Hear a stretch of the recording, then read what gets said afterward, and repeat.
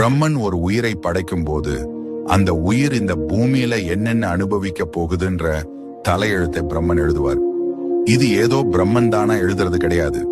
அந்த உயிர் முற்பிறவியில செஞ்ச நல்ல வினைகள் மற்றும் தீய வினைகளை கர்ம பலன் கணக்குல வச்சுதான் அந்த பிரம்ம லிபி எழுதப்படுது. ஒரு முறை படைப்பு கடவுளான பிரம்மன் முருகப்பெருமானை சந்திக்க சென்றார்.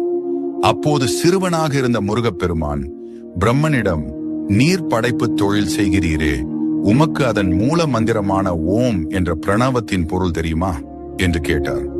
படைப்பு கடவுளுக்கே அந்த ரகசியம் தெரியவில்லை. இதனால் கோபம் அடைந்த முருகன் பிரம்மனை சிறையில் அடைத்தார். பிரம்மன் சிறையில் இருந்த காலத்தில் உலகை படைக்கும் பொறுப்பை முருகப்பெருமானே ஏற்றார். அவர் உயிர்களை படைக்கும் போது ஒரு விசித்திரமான முறையை கையாண்டார். ஒவ்வொரு மனிதனின் தலையெழுத்தை எழுதும் போதும் கர்ம வினைப்படி அவர்கள் அனுபவிக்க வேண்டிய இன்ப துன்பங்களை பாதியிலேயே நிறுத்திவிடுவார். அந்த பாதி எழுத்து ஏன்?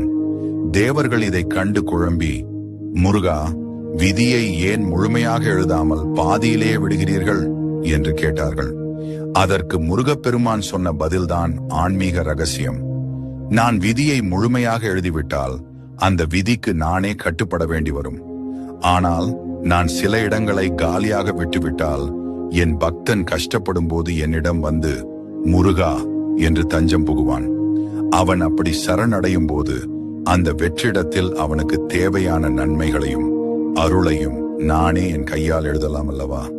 அதற்காகத்தான் இந்த இடைவெளி. சிறையில் இருந்து விடுதலையான பிரம்மனுக்கு இந்த ரகசியம் தெரிந்தது. தன் தவறை உணர்ந்த அவர் அன்றிலிருந்து ஒவ்வொருவருடைய தலையெழுத்தை எழுதும் போதும் ஒரு குறிப்பிட்ட பகுதியை மட்டும் முருகன் மாற்றி அமைக்கட்டும் என்று காலியாகவே விட்டுவிடுகிறாராம். அதனாலதான் பிரம்மன் எழுதின விதியை அந்த பரமசிவனே மாற்ற முடியாது என்றாலும் முருகப்பெருமான் நினைத்தால் மாற்றுவார் அப்படிங்கிற நம்பிக்கை உருவானது. கந்தன் கருணை இருந்தாலே போதும், தலையெழுத்தே தலைகீழா மாறும்.